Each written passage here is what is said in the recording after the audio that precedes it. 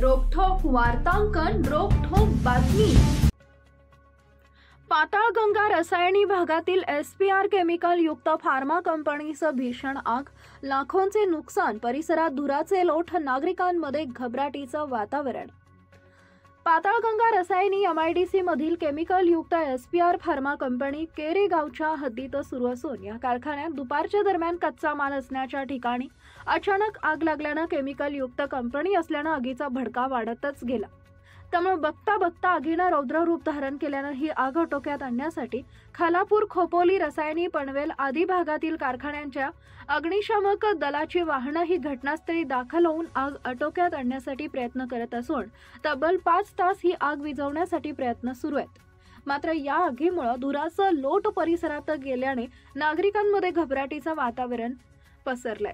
या आगीचं कारण अद्याप समजू शकलं नाही, मात्र कारखान्याची लाखो रुपयांची आर्थिक हानी झाल्याची माहिती समोर येते।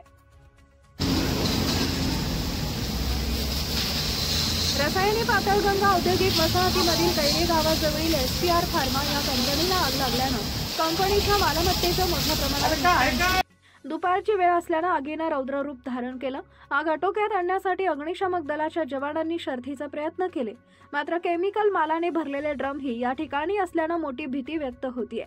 तर परिसरात धुराचे लोट पसरल्याने अनेकांना त्रासही जाणवू लागल्याची माहिती समोर आली आहे। आगीचं कारण अद्याप समजलं नसलं तरी कॉस्मेटिक उत्पादन तयार करण्यासाठी कच्चा माल बनवण्याच्या मालाचं आगीत लाखो रुपयांचं नुकसान झाल्याचं समजतंय।